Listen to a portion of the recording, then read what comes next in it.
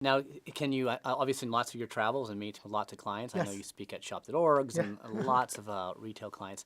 Are there one or two clients that you can point to that say, these are the clients I think they're doing an excellent job, both from a structural organizational standpoint, non-siloed, but also just basically understanding the block and tackling of, online spends, offline impacts, or just even measuring the online to online impact? Oh, absolutely, absolutely. I think that let me use a complex example of my former employer, Intuit, and Intuit is makes 6 or 7 products and services across TurboTax, Quicken, and QuickBooks, and they sell through every channel imaginable on earth. And I think in the last few years at Intuit, the company did a phenomenal job of actually creating as close to an online strategy as possible. And literally, John, what it involved is moving people away from the silos and then saying, you know what, we're going to move our search marketers and let's sit them with our DM people who are sending email. Like, that was the first baby step to say our campaigns are going to get executed in a more centralized way. And then from there, they evolved to figuring out, okay, when we do send out the CDs for TurboTax, let's make sure we are synced up with what's happening online. So that was the next step. There's some offline campaigns going on. Make sure we have an online strategy to support that offline campaign. So literally, it involved creating new processes, creating new org structures, and moving people together in order to actually create a true online strategy. Another great example is one you and I have talked about, which is Circuit City. I think that they definitely get credit for being very early movers in this whole strategy of buy on our offline research and buy on our online website, but then pick it up in a store.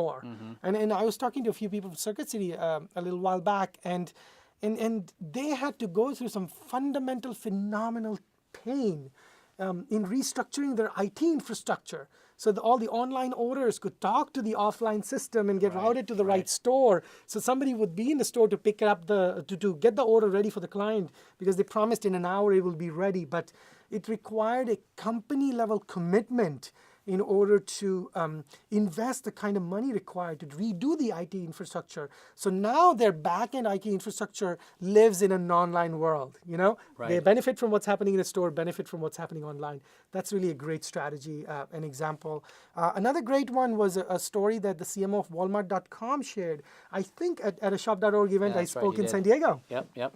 And what she shared was that Walmart gets a lot of offers and a lot of sort of requests to store things in their offline stores. But from the time that you can accept a proposal, consider a product, test it in a few stores and do an experiment with it to see if people really like zebra bed sheets, who knows?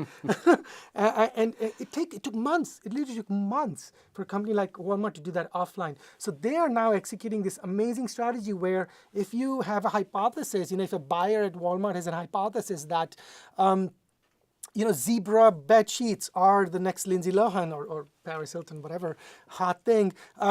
They actually simply start stocking it online. I mean, the months have now been shrunk into days and weeks, where they stock it online. They see how it does online.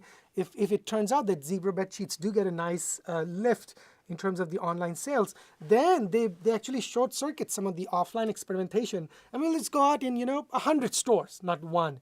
And then they can move much faster in terms of the inventory they can hold in their stores by learning online. That's a great one. Another great story is most of you probably have seen the movie Thank You for Smoking. Yeah. It's a great movie, satire.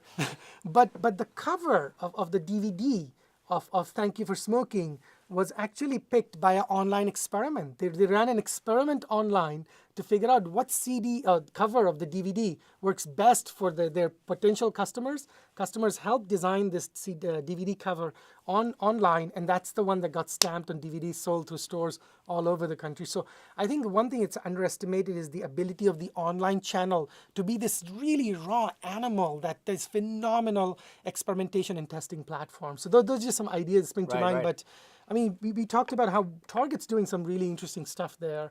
And I'm sort of very excited with some of the things that they're doing on their website. Even Radio Shack.